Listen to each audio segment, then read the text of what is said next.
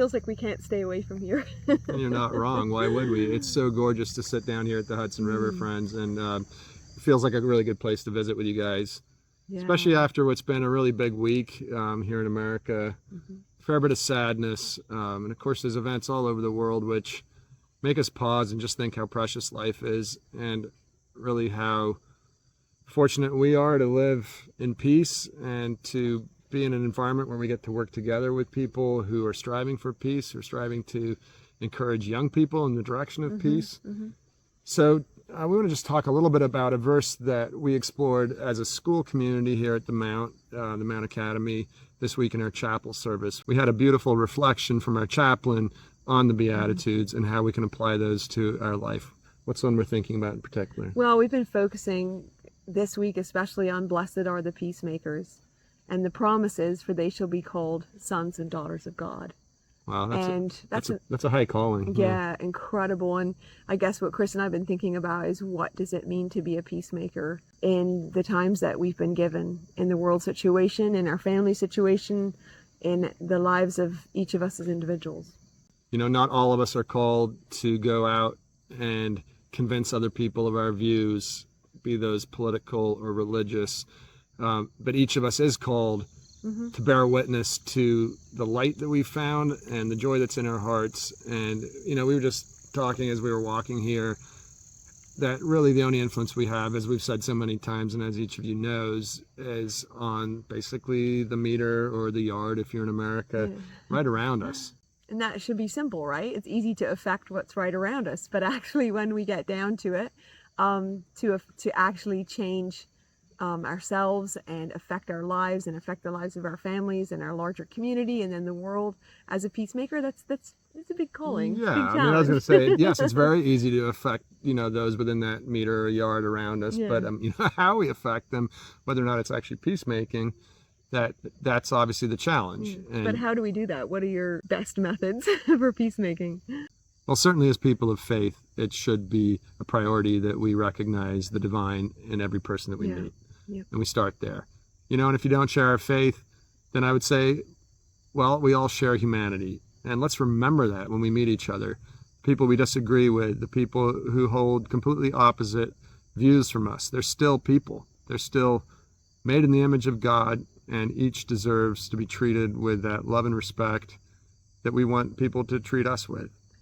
Yeah, and I would say that choice to be a peacemaker, it starts with not allowing ourselves to escalate into negativity, into name calling, into like any situation that we're in, to choose the route of peace, which often means choosing humility. It means choosing patience. It means choosing super unpopular things, but it's those things that are in our power that actually affect our ability to be effective peacemakers, and with that promise to be a son and daughter of God. Wow. Yeah. So it's interesting because like here we are talking about actually doing less to do more. So sit in a little bit so people can see all of your beautiful face. So by not escalating situations, by doing less, we can be peacemakers. That's true. But, you know, making peace, that's a doing thing. It's a creative, it's an active verb. It's a creative thing, right? So the other way we can look at it is, well, when we've run into situations where there is no peace, what are we doing to help reestablish peace, or, you know, find it in the first place? You know, and of course that can be fundamentally more challenging to know when is the right time to step in between two people who are in conflict, to enter into somebody else's mess, to try to offer a different perspective and a way out. We got to be sensitive with that too, right?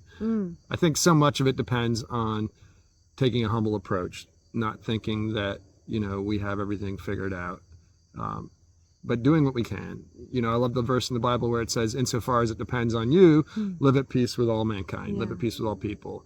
It's like there's an understanding that we're not going to hit it right all the time. Sometimes we're just going to have to accept that there's conflict, but we're going to be the people that de-escalate where we can. But there'll be other times when we got to do our bit, and we should level up and get in there and be that peacemaker. And sometimes, insofar as it is possible, begins with trying to be at peace with ourselves.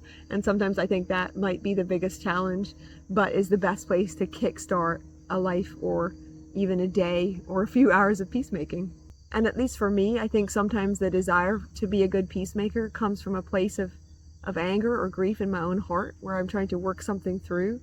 And that realization that what's sitting there is not holy, not godly, and to resolve that conflict inside myself, then I can, in order to more effectively bring peace to other people. So fundamentally, God is a God of peace. Yeah. God is a God of love.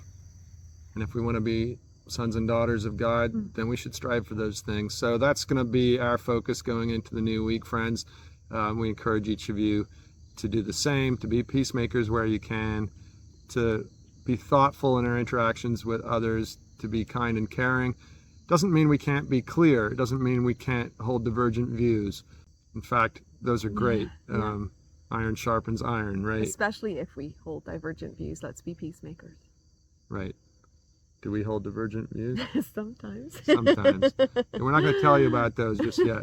We're going to sign off and wish each of you a really good day wherever you are, wherever this finds you. Know that we enjoy interacting with you guys Yes, in the we do. comments and the messages and encouragement that you send, and also your thoughts, your questions. Always open to hear ideas from you. So for now, we'll sign off. God bless each one of you. Talk again soon. And just one other thing, I'm going to lift the camera down and show you how we've been videoing this, just so you know why there's been some wobbles. Okay, wait for it. That croc has been holding up our camera, sitting on a bag of firewood. Of course, we have a good camera stand I at home, know. but we forgot it, and this But is we don't spontaneous. carry tripods with us when we go for walks at the Listen to river. those waves.